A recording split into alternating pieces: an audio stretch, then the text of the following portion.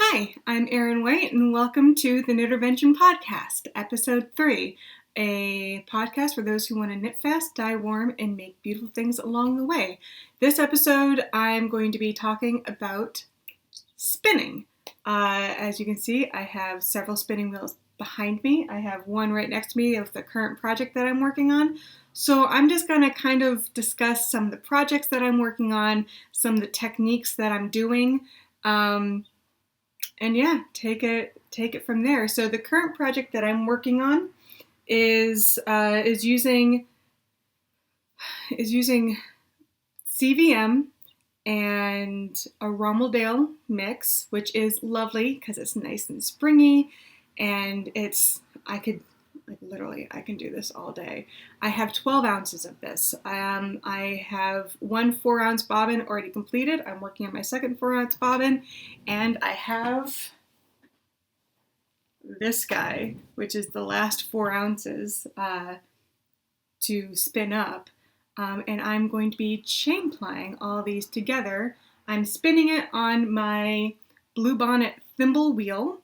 I'm using the larger of the two whorls that came with it, and I'm on the second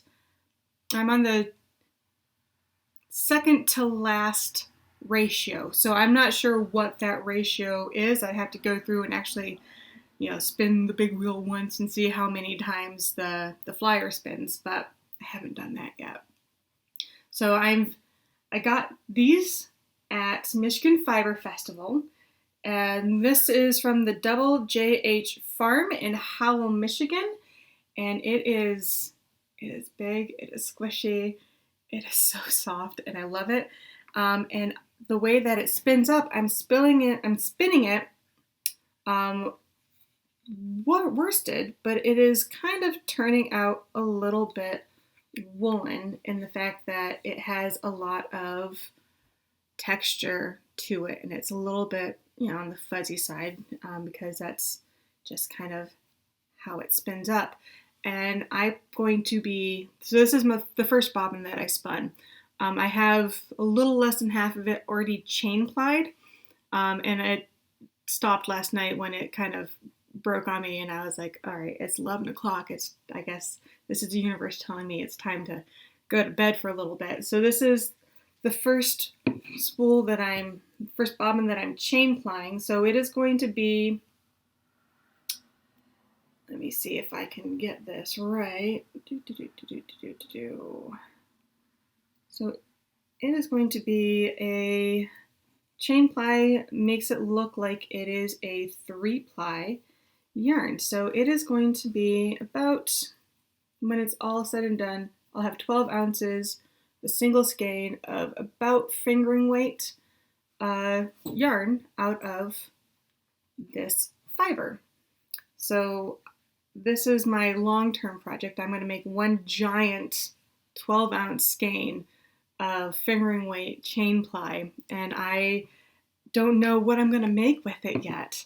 I might make like a giant lacy shawl to wear because I am convinced that it's going to be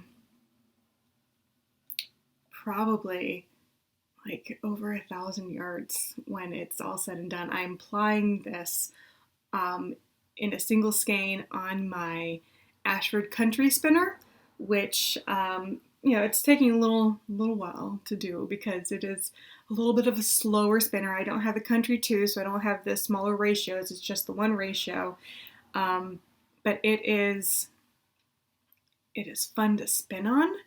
And so I am working on spinning that, and the bobbin on the Country spinner can hold up to 3 pounds of wool. So I'm not worried about running out of bobbin space on that at all. And then when I'm done, I'll pull out my largest nitty knotty that I have, which I think is 2 yards, and we'll see how long it takes to get it on there, and how long it takes to soak, and how long it takes to hang and dry it. So that's going to be a lot of fun, and I want to get this done before Michigan Fiber Festival this year because I'm going to be entering it into one of the contests That's my goal anyway. So that's going to be pretty exciting. I'm also going to be entering this guy into the contest as well, because that is a hand spun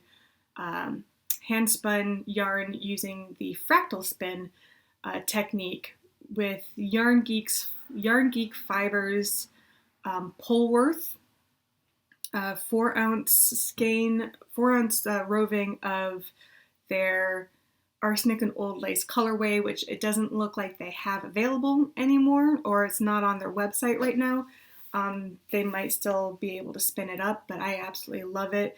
And the way that it's spun up with the striping is absolutely wonderful. And the reason that it came out like that is because the color blocks, when I did the fractal spin and I pulled the braid apart and split it in half and spun up the first half, the color blocks were so large in there, it spun just a massive amount of color, of like one section of color. So that's why we got the awesome striping effects in there. And with the fractal spin, it just turned out so much better. So speaking of, fractal spin and chain plying, I learned how to do these techniques using a class that I attended through my spinning guild that was held by taught by Jillian Marino. This is her book that I bought at that class, Yarn Texture: A Spinner's Guide to Spinning and Building exactly the yarn you want. So I used this to help me make this, and she also taught us how to chain ply. When I say taught us, I mean other people knew how to do it. It looked complicated when she was teaching, but once I got it and saw the slow motion of her doing it, it makes perfect sense. And if you're a crocheter, you'll know how to chain ply. It's basically really long crochet chains, and it makes it look like you have a 3-ply yarn, and it is wonderful. But this book goes over a lot of color, and that was what the class was about, was spinning colors. So just to show an example of why this book is so awesome, this right here. She goes over a single type of braid, but shows how that braid can be made into 5 different types of yarn. So like up here we have the chain ply, or not the chain ply, this is the fractal spin, which is what this guy is. But because the color changes over here aren't as large or dramatic as the ones in that roving are, so it doesn't quite have the same striping effect, but it does have the same effect when you look closely at it. And I wish I had like a sample of a leftover of that skein so you could see it. Chain plying, what I like about chain plying is that it keeps the colors together. So if you have a yarn that you want to spin that you don't want the colors to be muddled, you just make one bobbin, and then you chain ply that, and it keeps the colors together, it keeps the gradients together, it makes it look like a 3-ply yarn, and it makes for a really strong yarn, because if it's plied, it has more strength to it. This is a 2-ply spin as is, so it kind of, she split it in half and spun it top to bottom, like normal, and then plied it as it was. And as you can see, the colors do kind of stay together, but if you were to look closely at it, it would, you would see different colors mixed together in there, but it still turned out lovely. And then we had a flip ply, which is when you split the braid in half. You split one half from bottom to top. You split the other. You spin the other half from top to bottom, and then you ply them together, and you kind of get this little bit of effect to it. And then down here you have a single, which is what this is right now. So just to show you some examples,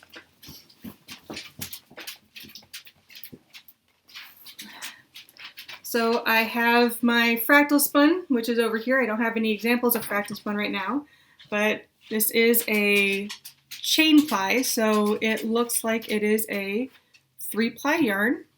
And you can see there wasn't a whole lot of color variation in this when I spun it up. I can't remember the name of the colorway, but this roving I got from Julia Vesper with Knitterly Things. She makes some fantastic self-striping sock yarn. I'm just putting that out there right now. If you like self-striping sock yarn, check out Knitterly Things. Okay, end of rant. Or end of soapbox. It wasn't really a rant. That was just a good recommendation. So this is the chain ply, and I apologize. My dogs are walking around and being annoying. Hey, leave your sister alone. Be nice. This is a plied as is. So this colorway I made myself. This was my second attempt at dyeing yarn. And my inspiration photo was a tropical flower with a sunset background. So it was like a late sunset background, and it was so the purples are the sunset, and actually the oranges and the yellows were the flower itself. So this was a 4-ounce braid that I made, 4 ounces of roving, split it in half, spun both half from top to bottom, and then plied them together. And so you can see you got the different color variations in there. When most people spin and ply their braids, this is how it turns out mostly, and it is lovely, and it turned out great. So you get that. And yeah, so those are the different types of how you can get different looks of colored yarn from the same braid. And we actually spent quite a bit of time. The entire class was in spinning colors and how to spin colors and how to get the texture of the yarn that you want, how to pick the fibers that you want, how to get the thickness that you want and keep it consistent, and she goes over, stacking techniques and how to set up your roving. She shows you how to do, stacking techniques like this, and then kind of draft them all together from one end, which is the example that I have for that, and I do have an example for that, is right,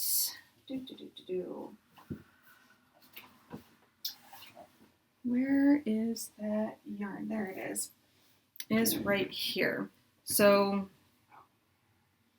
for stacking, this particular roving is called Pumpkin Spice Cappuccino, and it was by C.J. Kopec. That's K-O-P-E-C.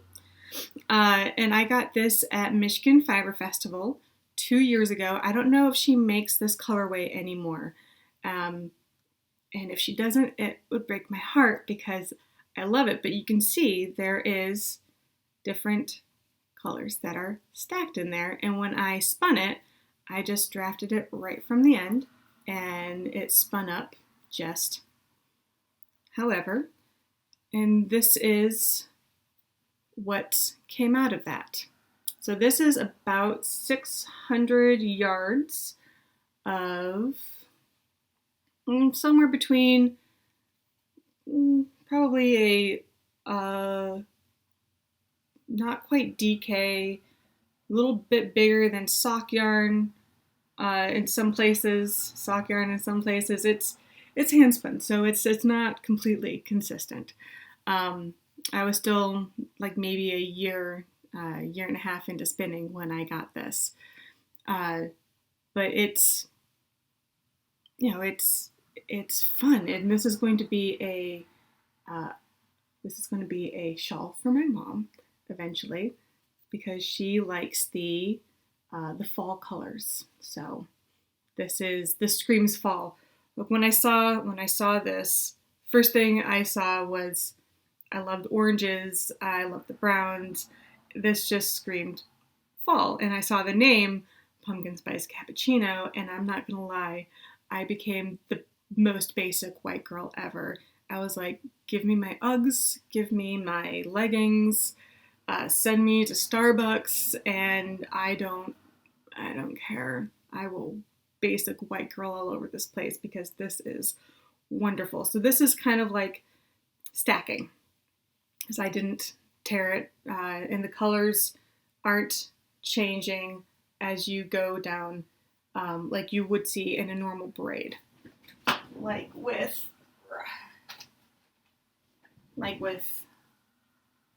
this. So the colors aren't changing as you go down the braid. They're striped, they're stacked. So that is one way to stack. And then of course you have, let me get all this out of the way. Of course you also have spinning from a bat. So you can spin from roving, you can spin from a bat, and a bat is like this. I made this on a friend's drum carder. It's not the prettiest thing I've ever made, but I kind of like the colors. It reminds me a little bit of a like a macaw parrot. And so you can spin from a bat. You see the color, the yarn or the fibers are more or less kind of going in the same direction, but it's a little more fuzzy. Of course, you can strip off, pieces of it and spin it that way, or you can just, spin it from the fold, spin it from wherever in here. So there's all kinds of different ways you can spin from a bat. You can also make rolags off of a drum carder, but and maybe even off of a bat. But rolags is another way of spinning, and it's basically like that, only a lot tighter. Rolags, poonies, which are just tighter, tinier rolags, and it's just a way of spinning. You can also spin from locks. So you can do a couple of things with those. You can spin from, kind of fluff them out and spin from the locks that way, or you can, see if I can pull this over here, or you can add them into your spinning as you go, kind of create a little bit of an art yarn effect. There's a style called, I want to say Tailspin. I used to love that cartoon. Or you can just kind of add them into your spinning as is. So this is another project that I'm working on. I got this set, which is all this right here, from Winterberry Yarn. I want to say it's Winterberry Yarn. In New Jersey or Pennsylvania. It's New Jersey. Winterberry Yarn in New Jersey. It's right over the Pennsylvania border. I went there on a work trip. I was fairly close to that location. So I just kind of drove down the road for about 30 minutes, and I was like, there's a yarn shop that is within driving distance. I am going. So this particular set has a silk merino braid, which is wonderful and soft and as luxurious as the name would imply. So it's silk and merino, and it's wonderful. And then it also came with these brightly colored locks that go with it, and a whole bunch of Angelina, which adds that little bit of sparkle. And so when I go to spin these in, what I end up doing is pulling out a little bit of a lock like this and I will spin it in. I'll add it into the fiber that's being spun in just like this. I won't pull it apart. I won't change anything about it. And then you get little instances, little moments like that in your yarn. It breaks it up a little bit. It gives a little bit of texture, a little bit of like a design element, as it were. And it just kind of adds a little something to your project. And I'm actually spinning that on my country spinner, my Ashford traditional over here. And I've been working on that for off and on for probably about 6 months or so. So it's not something that I'm actively working on right now, obviously, because the bobbin is off of my spinning wheel. But so that is one that I am working on off and on. And then I have a couple of drop spindle projects. So I have a Superwash BFL that I am working on this drop spindle that I can't remember where I got, and I apologize because it is lovely and I love it. And I'm currently plying it right now. So this was the first 2.5 ounces that I did on this spindle. I probably could have put all 4 ounces on it, but I didn't because my spindle kept on dropping and then the yarn kept on falling off of it, and I was like, all right, it is time to stop. So this is one of my drop spindle projects that I'm working on. I have another one, which is on my Snyder spindle with my narwhal cutouts. And this is 75% cashmere and 25% French Angora. So 75% mohair. 75% mohair, 25% French Angora, and I have 2 ounces of this. So I'm going to after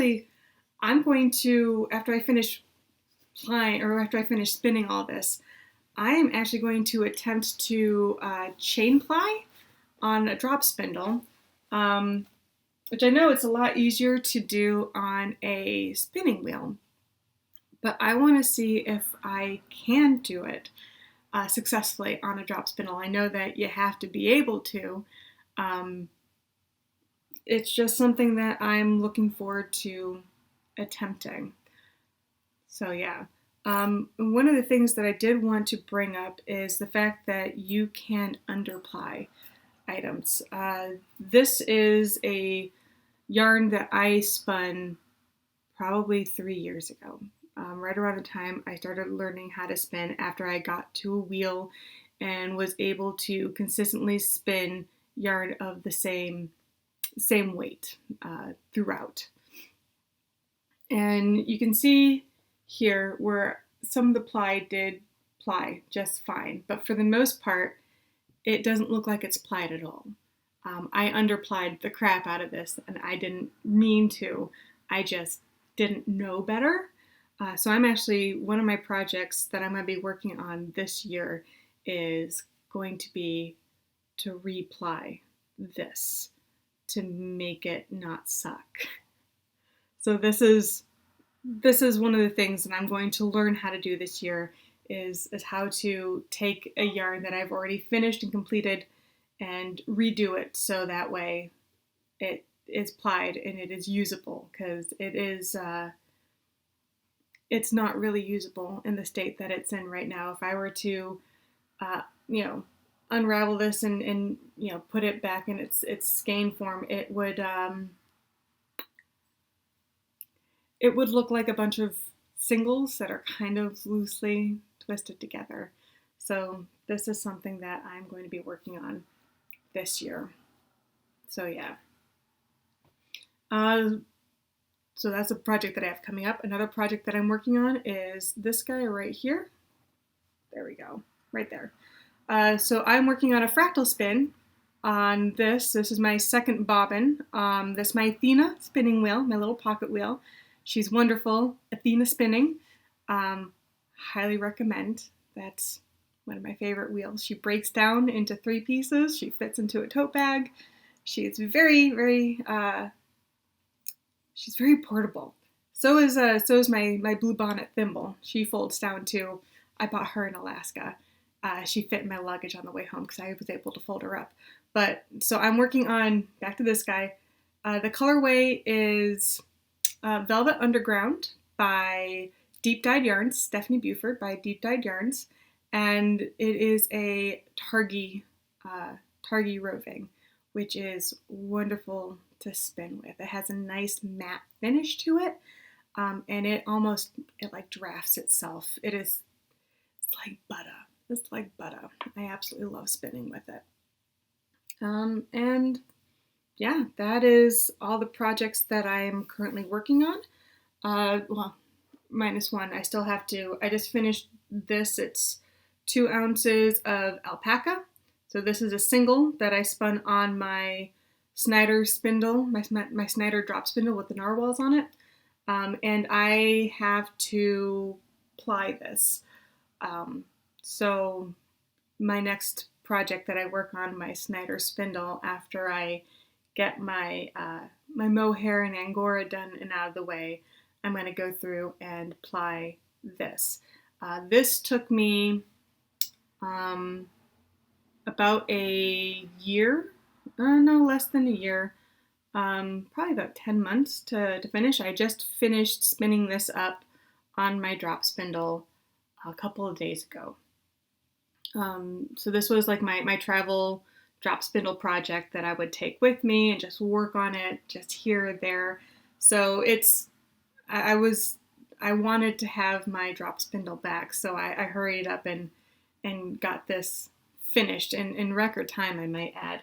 And it was a lot of fun to spin. That drop spindle that I have, the Turkish drop spindle, the Snyder drop spindle, I actually purchased at Wool Brooklyn on my work trip to Brooklyn, which was almost a year ago. So I want to say on the 25th, which was 4 days ago. 4 days ago was the 1-year anniversary of me buying that drop spindle.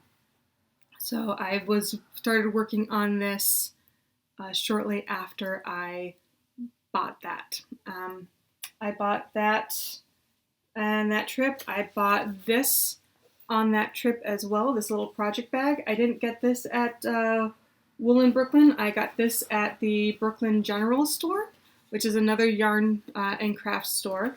Absolutely wonderful. I also got from Wool Brooklyn, I discovered Molly Curl yarn at Wool Brooklyn. I got her No Sleep Till Brooklyn colorway set, colorway in light worsted, I think, or DK weight and it's a colorway that was made specifically for Wool Brooklyn, which you can buy online through their store. And it's wonderful because it's like this gray and there's like little hints of purple and green in it, but it's very subdued. But as soon as you turn a black light on, they glow. It glows. Like the colors are absolutely beautiful. I ended up knitting a beret out of it for my daughter who moved to Florida because I knew that she wasn't going to need like a sweater or gloves or a scarf or anything like that. But I'm like, but you can wear a beret down there. And it's like nice and airy and it's lacy. And I'm like, it'll be perfect if you go to the clubs because people will be able to see you. You're short, you'll blend into a crowd, but your friends will be able to spot you because you'll be glowing. And not just for your personality. So yeah, that's something that I ran into as well bought when I was down there. The other 2 shops that I hit when I was down there was Argyle, which is also in Brooklyn. I had my own little Brooklyn yarn crawl when I was there. And the last stop that I made was String Things Studio. And that place is wonderful. I met a lot of really great people there. I went there for their knit night that they had. And I got to meet some really great people that I'm still friends with and I follow on Instagram and all that good stuff. So if ever you go to Brooklyn, I would highly recommend Woolen, the General Store, Argyle, and especially String Thing Studio. So those are my suggestions that I would say when you go there. Great people, great fibers, good times, great oldies. And with that, I think that I am, that's pretty much all I have for today. Just, talking about spinning things, different fibers, a couple of different techniques. I hope to get more into like some technical things for spinning in a future video, but I won't get too technical into it right now. I don't know when my next video is going to be. I had quite a few moments between episode 2 and this episode, simply because I was working on I have a knit along going on right now, so most of my time filming has been for the weekly videos for that, as well as some of the tutorials. I'm also working on a podcast with a good friend of mine who also is very much into spinning and knitting and everything fibery, and she just bought a giant floor loom, so she's getting into that. She does dyeing as well. So we're going to be starting a Knits and Giggles podcast. And I'm looking forward to that. So I don't know when the next video for this is going to be, but I can tell you that I will have a video for week 4 of my knit along on Monday. So yeah, look for that. The Celtic Coast Shawl Quarantine Knit Along. I have all the videos posted, I'll have all the videos posted after. It's a 4-week knit along. If you get the pattern, you can actually do the knit along on your own with the videos. And yeah, I will look forward to seeing you on my next podcast episode. And have a great day. Happy knitting, happy spinning, happy Wednesday.